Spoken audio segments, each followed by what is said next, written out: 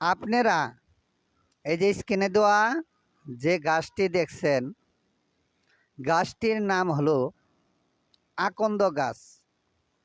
এখন এই গাছটির আপনারা অনেক ধরনের উপকার পাবেন। তার মধ্যে একটি বড় একটি রোগের বর্ণনা এবং কি ওষুধ তৈরি করবেন কীভাবে, এই বিষয়টি আপনাদের সাথে এখন আলোচনা করব এবং কি আপনাদের দেখাবো। এই যে গাছটি দেখছেন, এই গাছটার কাজ হলো অনেক দিন যাবৎ যারা হাঁপানি এবং অ্যাজমা যাকে বলা হয়, এই রোগে অনেক ভুগিতেছেন, কষ্ট করিতেছেন, কিন্তু এই রোগ কিন্তু কোনো প্রকারেই ভালো হয় না।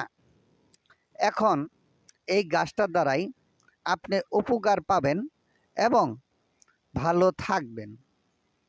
এখন আপনার এই গাছটা দিয়ে কীরকম ধরনের হাঁপানি রোগীর উপকার আসবে। একজন হাঁপানি রোগী, উনি শুতার পরে শু শু শব্দ হয়, নিঃশ্বাস নিতে কষ্ট হয়।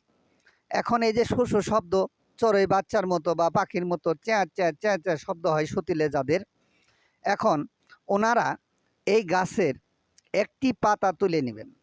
নেওয়ার পর এর সাথে 25টি গোলমরিচ নেবেন। নেওয়ার পর এই গাছটাকে সুন্দর করে এই পাতাটার সাথে মরিচগুলা পিষিয়ে নেবেন। নেওয়ার পর আপনারা একে বড়ি বানাবেন। বানায়ে রোদ্রে দিয়ে শুকাবেন। এখন আপনারা বলবেন যে রোদ্রে দিয়ে শুকাম, বড়ি কয়টা বানাবো? এখন যাদের প্রাপ্ত বয়স্ক হয়ে আছে ওনাদের জন্য একটি পাতার দ্বারাই 3টি বড়ি বানানো সম্ভব। আর যারা অপ্রাপ্ত বয়স্ক হয়ে আছে তাদের জন্য একটি পাতা থেকে 60টি বড়ি বানানো সম্ভব। এবং কি আপনারা যাদের বয়স কম তারা একটা পাতা দিয়ে 7টা বড়ি বানাবেন। আর যাদের বয়স হয়ে আছে প্রাপ্ত বয়স্ক, ওনারা একটি পাতা দিয়ে 3টি বড়ি বানাবেন। এখন বড়িগুলা বানানোর পর খাইয়ে নেবেন। কীভাবে? আহারের পর, সকালে আহার করার পর একটি বড়ি সেবন করিবেন এবং রাত্রে আহারের পর একটি বড়ি সেবন করিবেন। এরকম ভাঞ্জে এই নিয়মে সবাই সেবন করিবেন। যারা অপ্রাপ্তবয়স্ক তারাও আহারের পরে একটি বড়ি, আর যারা প্রাপ্তবয়স্ক তারাও আহারের পরে একটি বড়ি, এরকম ভাঞ্জেই সেবন করিবেন দিনে 2 বার, সকালে এবং রাত্রে।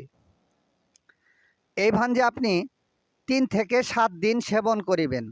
করিয়া দেখবেন আপনার এই শু শু শব্দ আর থাকিবে না, কিন্তু হাঁপানি ভালো হয় না, আপনি উপকার পাইবেন। তে আপনারা ভালো থাকেন। আসসালামু আলাইকুম। যদি আমার এই গাছের গুণাগুণ সম্পর্কে আপনাদের ভালো লাগে কমেন্ট করে জানাবেন এবং কি লাইক করবেন, শেয়ার করবেন। ধন্যবাদ।